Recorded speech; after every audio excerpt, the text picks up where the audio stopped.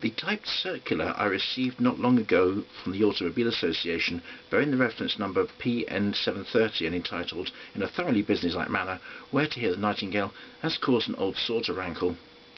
The Automobile Association, it began, has received requests for members for information regarding localities where nightingales sing.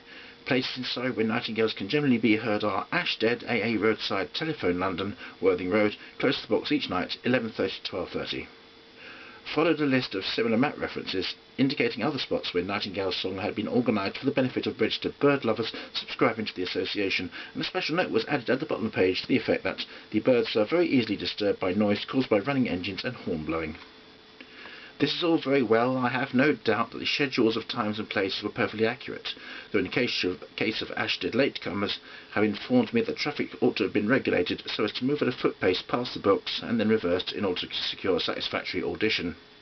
The trill and even the jug-jug of the bird were at times indistinguishable from the ordinary blackcap, and disappointed a number of two-seaters and sidecar combinations which had been blocked while passing through Richmond.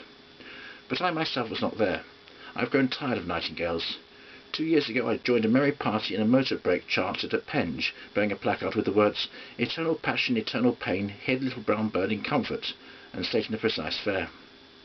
Owing to a skid, we collided with another motor vehicle near Dorking, and we arrived late at the rendezvous. Many of us were severely shaken, and a good deal of the hilarity with which we had set out on our trip had already evaporated. The site scheduled was near a railway bridge on the Southern Line, and the grass was found to be more than damp underfoot. After we had stood about for nearly an hour in complete silence, a sound was at last heard in the distance. "There," said one of the party. It turned out to be the 12:14 to Brighton.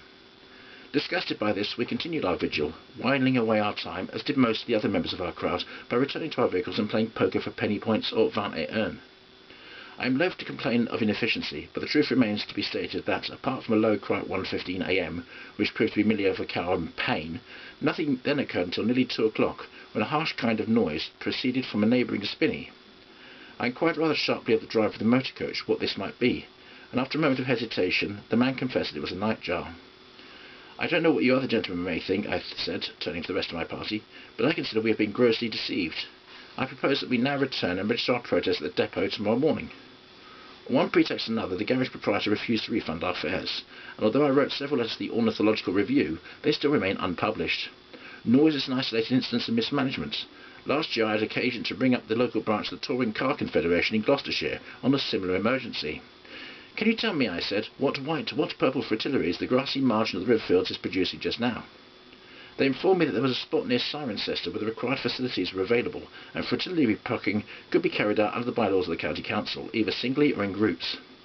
I set out in a light 6-cylinder roadster with 4-wheel brakes, and found that many of the roads indicated in the route supplied to me were totally innocent of tarmac, the camber deplorable, the corners blind, and in some cases were warning notices. The day happened to be wet.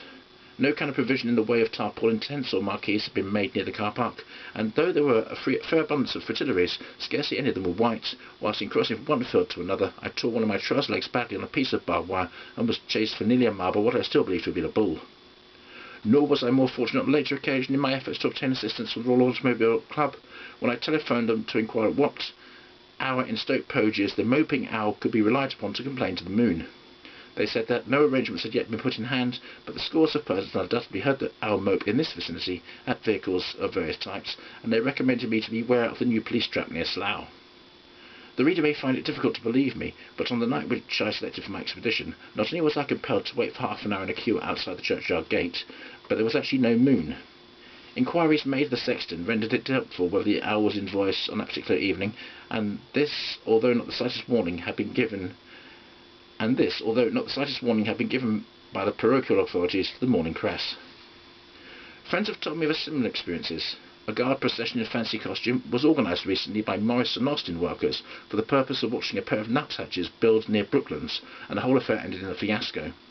The notice was fixed to the wrong tree, and when after long search the mistake had been rectified and the champagne luncheon served, it was found that through some cause or other nidification had been totally abandoned. A chiff-chaff was in song, but this was small recompense for the elaborate care and large amount of secretarial work which had been devoted to the success of this fete. The monster rally of East Anglian motorcyclists is another case I have in mind. Excellent speeds were recorded, and the supply of sandwiches and ginger beer proved ample, but there was a complete breakdown of the principal and most attractive item of the programme, which was to listen to the booming of the bittern in the solitary fen. The fact is they do these things better abroad. In Czechoslovakia, I attended a civic hoopoe soiree in which all the proceedings were admirably conducted, and at Siena, I remember that on expressing a wish to hear the Golden Oriole sing, I was escorted into the Campagna in a motor ambulance, intended by a party of fascisti with clubs. The performance was not only rendered con brio, but was punctual in the extreme.